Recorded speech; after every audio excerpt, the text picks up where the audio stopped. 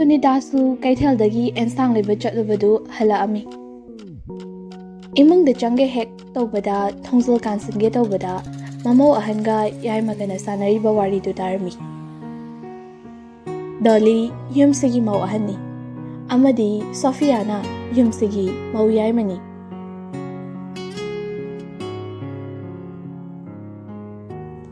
Sofia Nati Ichihad Yumsigi Lantum Singse Kamaina Equikutanaba Amta Sinsiba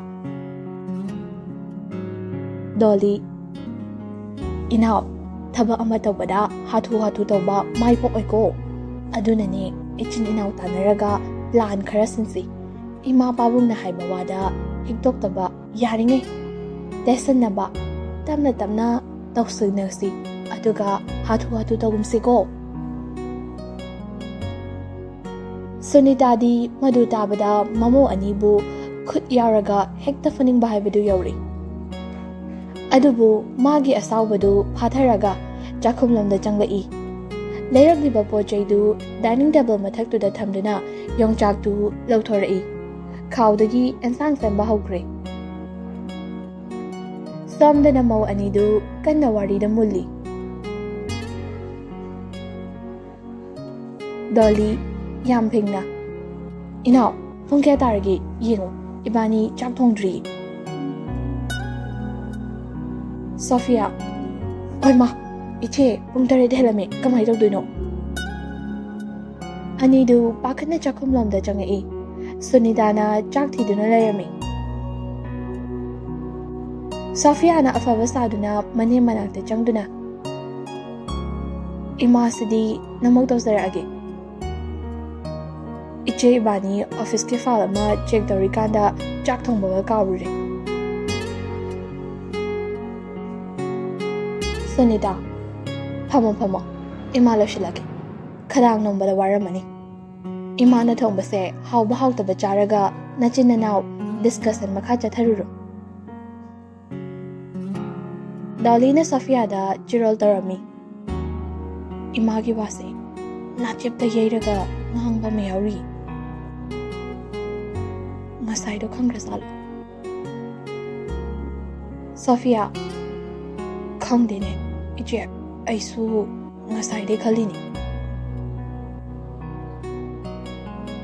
Pumna Muktariba Sunitana Tabangam Latraduna Hai Mauhan Nangna Achobaga Yaimaga Aton Bagadu Kaurujo Tabra Mau Yaima Nangna Napabungdo Kauriro Magi Library Kada Lariging Hobot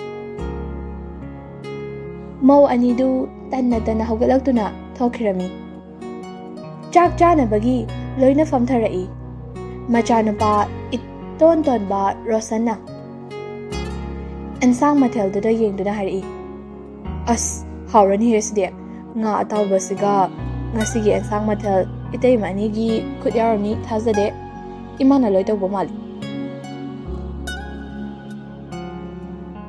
Dolly yampakana Lala tau na hari na tay mayamaga ay gado office ke file ma surikanda chak thongbaga garure imana loila shanayami Roshan hoida itay ma chak tu pugthana chatho aduga itay mayamaga suriba khadang amuk nomunaba Sophia ga Dolly ga du chak faw hegba ngamdre ikai bana adubu Sophia di mawala widraduna chak adu kit namdina chari mathangi numini Sunita machanapa ahumbu kawami mapa ibungo Muhindro su phamdina layami machanapa ahal thanal hangai Ima, Baba, ichin now akoy humbulaw ka risibu kay layrage. Mapa ibungo Muhindro na asan na hari. Hai, Yaima, Achoba, Tao, Muna. Kanagadari bawase, nanaw nupagini, nanaw se, mafam matam chari. Magi, tang tabi amakhang na lashin birage, Kale, Achoba. Machanupa yaifabana kumai. Pabung haigumdana inause mafam matam chari. Magi luhongwei matam se chap charaba khali.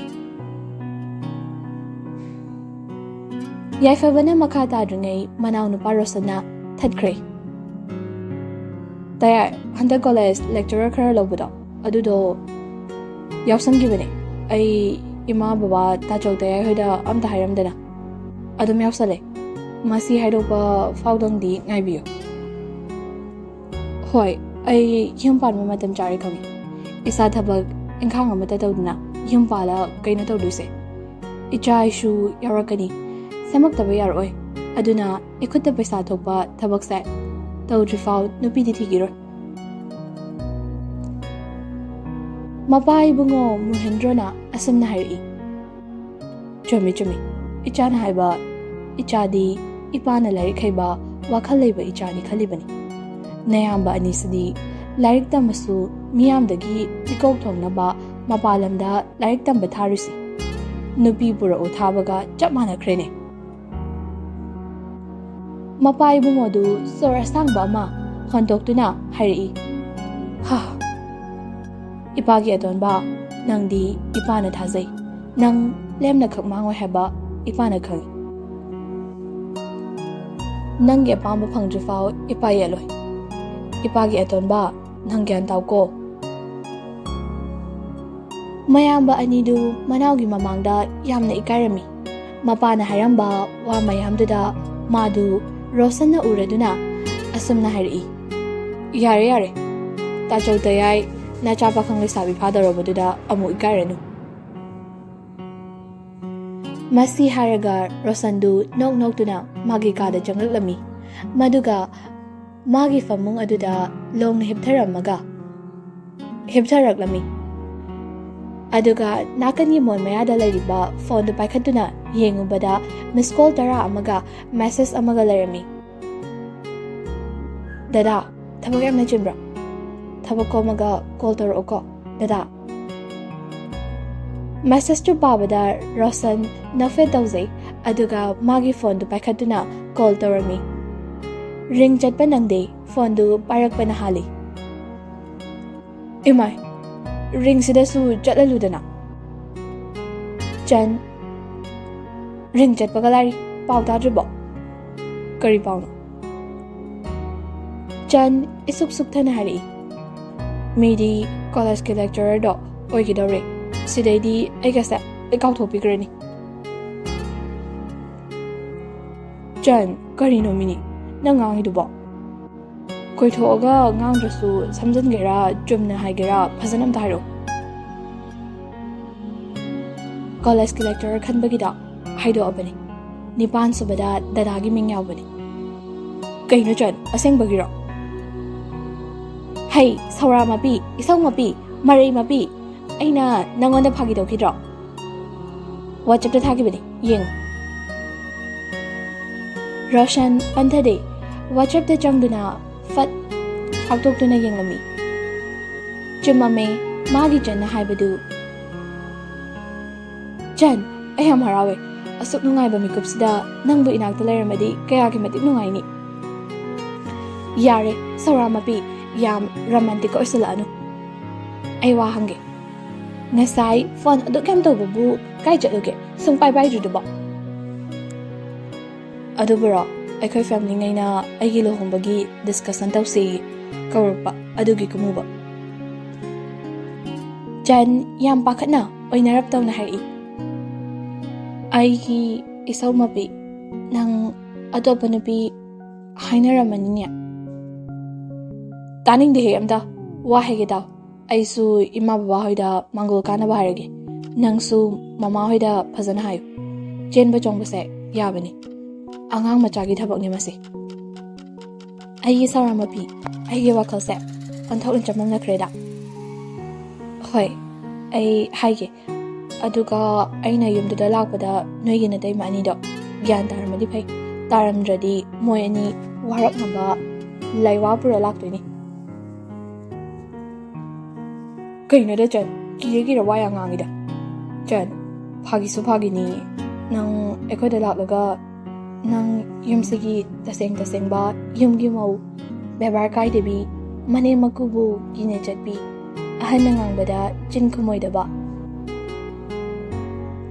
khumoiba ado natai mani do engonda henjalak adi idea ro he Rosandu madu tawada nokthorei asam tawna Rosanga Changasu haunabi matung makhoi anigi luhongbagi thauramsu asoi engam yaudana tek takaidana loishinkhre luhong nonganbagi ayukni Channa thabak engkhang pumnamaktu tawbala shilami adu fawba imungi mi karamta hogatlamde Mohindro du waking hanjalakpada sumang aduda tawramiba mayamdu ubada mamitsui aduga wakhalda khali nongda waking da halakpada sumaina ugese phangidrabani masigi mawahanga yai maganadi oiraroi masi maw atombina soidana oirangani mama phangi masa sunjale Masi khandana Mohindro Mangol ka khalami aduga thariba aram chakri aduda famduna cover baba horakpada ngari Mo ahanga yai magadu masam ifafa duna hakam wawa chanduna kumtharaklami Chansu chaputhorakpaga mayoknare Chan mabukta khali saita pele de ko idi dawya do mandeba saita Mau yai mana Aima ina nangdi yahoyang ngalina Mau ahanna ina yai ma akhoi su leitorami nauringegi Chan madu kata de moi anida sokani matagum thaidoktina chatkirami maku ibungo managtamna Sofia Ichihan masi angangse lairoi dori Dolly adune Somdana Chan Pabung chasida leizare Maku ibungo du harau na karai Masi haraga mamongna pirakliba cha adu amuk chingduna hari haukre imo adomina lonba chase haukre Chan nakfed tawzai aduga maku ibungoda hangkatna hangzari Pabung kahen sang thongsige Ibema uti asangbado chasi kuire chadaba aduga thangzinsu ikai thabisu lairami maduga singju suru phagani Pabung masi haramaga Chan chakamramda changkhre Chak ising laramduna chak chanaba kauba thoglami Chan na thokiba tanja yengduna Dollyga Sofia gadu chakamda changa ami maduga mamaga mapagagi ensangduda thum paina thakchilamduna tanja yengduna thokirami Singkraba chani mine henjanba yadabini mahaki mapureba haibadagi pumnamak khangabani Channa hana nungaitaba thodok thokani khangmanara mahaki mawaldu mafam jaba jaga amada yengduna aniduna uroidaba mafam amada video record tawduna thami mana chakum changakpada madu hana yengi madu ubada Chan makhun majadu mareng chatlami adubu ma asawadu phathai Maku ibungoga manem ibemagi hensangdu nauna semduna amuk thamlari Manem ibema haukre imo atombina thongbase Maku ibungo ahaigumnasu mama haukre kayamde haukre charaktaba kuirini Chan Pabung ima chaningbada haibiyo namau hauna thongsage sidaidi ima Pabung potharaga leigadabani thabak amta yawbe yaro haisini Manem ibemana mamauda nusina yengduna hari imautani ima pele ima ꯏꯃꯧꯒꯤ ꯋꯥꯍꯩꯁꯤꯡꯁꯦ ꯏꯃꯥ ꯄꯦꯜꯂꯦ꯫ ꯇꯟꯖꯥ ꯑꯗꯨꯗ ꯃꯇꯩ ꯑꯅꯤꯗꯨꯁꯨ ꯃꯆꯦꯁꯤꯡꯒ ꯂꯣꯏꯅꯅ ꯆꯪꯂꯛꯂꯝꯃꯤ꯫ ꯆꯥꯛ ꯑꯗꯨ ꯆꯟꯅ dining ꯇꯦꯕꯜꯗ ꯑꯃꯃꯝꯇ ꯊꯥꯡꯗꯣꯔꯛꯂꯝꯃꯤ꯫ ꯂꯣꯏꯔꯗꯨꯅ ꯃꯍꯥꯛꯀꯤ ꯃꯄꯨꯔꯣꯏꯕ ꯔꯣꯁꯟꯕꯨ ꯃꯅꯤꯡꯂꯣꯝꯗ ꯀꯧꯊꯣꯛꯑꯝꯃꯤ꯫ ꯗꯗꯥ, ꯑꯝꯇ ꯂꯥꯛꯄꯤꯌꯨ ꯃꯅꯤꯡꯗ꯫ ꯗꯣꯂꯤꯒ ꯁꯣꯐꯤꯌꯥꯒꯗꯤ ꯃꯅꯦꯝꯅ ꯀꯩꯝꯇ ꯇꯧꯗꯅ ꯆꯥꯕꯗꯨ ꯎꯕꯗ ꯇꯔꯪ ꯆꯠꯂꯤ꯫ ꯃꯅꯤꯡꯊꯣꯡꯂꯣꯝꯗꯒꯤ ꯔꯣꯁꯟ ꯌꯥꯝ ꯐꯤꯡꯅ ꯆꯪꯉꯛꯑꯝꯃꯤ, ꯑꯗꯨꯒ ꯃꯄꯥ ꯏꯕꯨꯡꯉꯣꯒꯤ ꯃꯅꯥꯛꯇ ꯆꯪꯉꯛꯑꯝꯃꯤ꯫ ꯃꯄꯥꯕꯨꯡꯅ ꯆꯥꯛꯈꯨꯝꯂꯣꯝꯗ ꯄꯨꯂꯞ ꯂꯥꯛꯑꯝꯃꯤ꯫ ꯔꯣꯁꯟꯅ ꯃꯃꯥꯒ ꯃꯄꯥꯒꯒꯤ ꯃꯃꯥꯡꯗ ꯚꯤꯗꯤꯑꯣ ꯑꯗꯨ ꯌꯦꯡꯍꯜꯂꯝꯃꯤ꯫ ꯁꯨꯅꯤꯇꯥ ꯃꯗꯨ ꯎꯕꯗ ꯑꯁꯥꯎꯕꯒꯤ ꯄꯟꯈꯩ ꯂꯩꯈꯤꯗ꯭ꯔꯦ꯫ ꯐꯨꯛ ꯍꯧꯒꯠꯇꯨꯅ ꯃꯧ ꯑꯍꯟꯒ ꯌꯥꯏꯃꯒꯒꯤ ꯃꯅꯥꯛꯇ ꯆꯪꯗꯨꯅ ꯃꯈꯨꯠ ꯑꯅꯤꯗꯨꯅ ꯃꯃꯥꯏ ꯃꯃꯤꯠ ꯈꯪꯗꯕ ꯃꯈꯩ ꯐꯨꯔꯝꯃꯤ꯫ ꯅꯈꯣꯏ ꯑꯅꯤꯅ ꯑꯁꯨꯛ ꯐꯠꯇ꯭ꯔꯤꯁꯦ ꯀꯔꯤꯒꯤꯅꯣꯕ? ꯉꯔꯥꯡꯗ ꯂꯨꯍꯣꯡꯉꯛꯇ ꯉꯥꯏꯔꯤꯕ ꯏꯃꯧꯁꯤꯗ ꯅꯈꯣꯏ ꯑꯅꯤꯅ ꯇꯧꯔꯤꯁꯦ ꯀꯔꯤꯅꯣꯕ? ꯃꯁꯤ ꯍꯥꯏꯔꯒ ꯑꯃꯨꯛꯁꯨ ꯄꯪꯐꯨꯗ ꯐꯨꯗꯠꯂꯤ꯫ ꯃꯃꯥꯏ ꯃꯃꯤꯠ ꯈꯪꯗꯕ ꯃꯈꯩ ꯊꯥꯖꯜꯂꯤ꯫ ꯊꯥꯅꯜꯒ ꯌꯥꯏꯐꯕꯒꯗꯤ ꯃꯃꯥꯏ ꯐꯥꯎ ꯅꯣꯡꯈꯠꯄ ꯉꯝꯗ꯭ꯔꯦ ꯏꯀꯥꯏꯕꯅ꯫ ꯗꯣꯂꯤ ꯀꯞꯅ ꯀꯞꯅ, ꯂꯩꯔꯣꯏꯌꯦ, ꯁꯨꯡꯂꯩ ꯂꯩꯔꯣꯏꯌꯦ, ꯃꯤꯀꯨꯞ ꯑꯃꯠꯇ ꯄꯟꯊꯗꯨꯅ ꯂꯩꯔꯣꯏꯌꯦ꯫ ꯃꯁꯤ ꯍꯥꯏꯔꯒ ꯃꯥꯒꯤ ꯅꯨꯄꯥ ꯊꯥꯅꯜꯗ ꯑꯣꯟꯁꯤꯟꯗꯨꯅ, ꯑꯣꯏ ꯅꯨꯄꯥ, ꯅꯪ ꯂꯩꯍꯧꯒꯗ꯭ꯔꯥ? ꯂꯥꯛꯀꯗ꯭ꯔꯥ? ꯃꯁꯤ ꯍꯥꯏꯔꯝꯃꯒ ꯗꯣꯂꯤ ꯊꯣꯛꯈ꯭ꯔꯦ꯫ ꯊꯥꯅꯜꯁꯨ ꯃꯃꯥꯒ ꯃꯄꯥꯒꯗ ꯀꯤꯔꯞ ꯌꯦꯡꯉꯒ ꯍꯥꯏꯔꯛꯏ,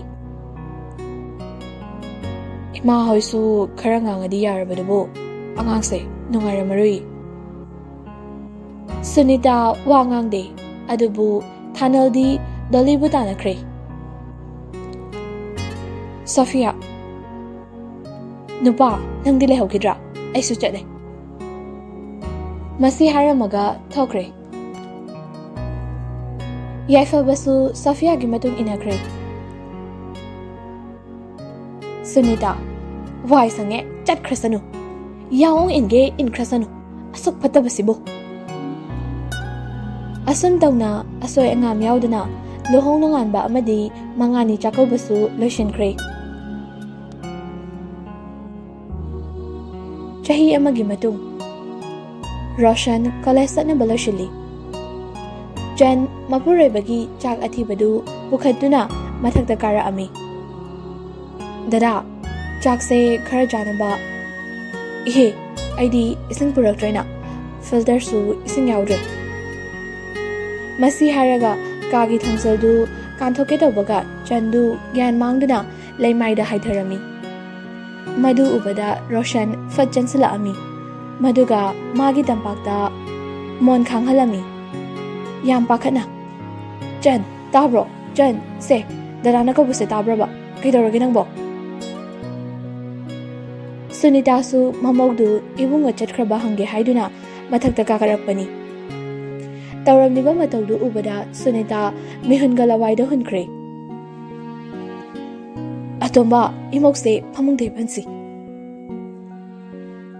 ꯔꯣꯁꯟꯅ ꯆꯟꯕꯨ ꯊꯥꯡꯗꯨꯅ ꯐꯃꯨꯡꯗ ꯍꯤꯞꯍꯜꯂꯝꯃꯤ꯫ ꯁꯨꯅꯤꯇꯥꯅ ꯍꯥꯏꯔꯛꯑꯝꯃꯤ, ꯑꯇꯣꯝꯕ, ꯃꯅꯤꯡꯒꯤ ꯅꯅꯦ ꯁꯅꯥꯔꯩꯗꯨ ꯑꯃꯨꯛꯇ ꯀꯧꯔꯨꯆꯣ꯫ ꯔꯣꯁꯟꯁꯨ ꯄꯟꯊꯕ ꯇꯧꯗꯦ, ꯁꯅꯥꯔꯩꯕꯨ ꯄꯨꯗꯨꯅ ꯂꯥꯛꯂꯝꯃꯤ꯫ ꯁꯅꯥꯔꯩ ꯀꯨꯞꯅ ꯌꯦꯡꯉꯕ ꯃꯇꯨꯡꯗ, ꯆꯟ, ꯅꯪꯕꯨ ꯒ꯭ꯌꯥꯟ ꯇꯥꯔꯕ꯭ꯔꯣ? ꯀꯩ ꯆꯥꯅꯤꯡꯒꯦ?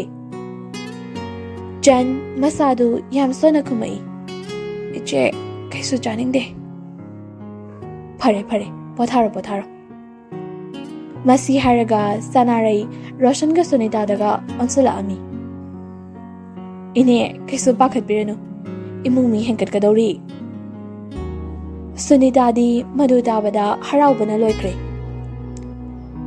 ꯁꯅꯥꯔꯩ, ꯔꯣꯁꯟ, ꯍꯌꯦꯡꯁꯦ ꯉꯥꯏꯍꯥꯛ ꯀ꯭ꯂꯤꯅꯤꯛꯇ ꯄꯨꯊꯣꯛꯄꯤꯔꯛꯑꯣ, ꯏꯅꯥꯎꯅꯨꯄꯤꯒ꯫ ꯑꯩ ꯍꯧꯖꯤꯛꯇꯤ ꯍꯤꯗꯥꯛ ꯂꯥꯡꯊꯛ ꯈꯔ ꯏꯔꯝꯃꯒꯦ꯫ ꯁꯅꯥꯔꯩꯁꯨ ꯆꯠꯈꯤꯔꯝꯃꯤ꯫ ꯁꯨꯅꯤꯇꯥ ꯃꯃꯧꯒꯤ ꯃꯀꯣꯛꯇꯨ ꯅꯨꯡꯁꯤꯅ ꯅꯥꯟꯊꯕꯤꯗꯨꯅ ꯍꯥꯏꯔꯛꯏ, ꯏꯃꯧꯗꯤ ꯌꯨꯝꯁꯤꯒꯤ ꯑꯁꯦꯡꯕ ꯌꯨꯝꯂꯩꯃꯅꯤ꯫ ꯔꯣꯁꯟ ꯃꯃꯥꯒ ꯆꯟꯒꯒꯤ ꯃꯑꯣꯡꯗꯨ ꯎꯔꯒ ꯅꯣꯛꯐꯦꯠ ꯇꯧꯏ꯫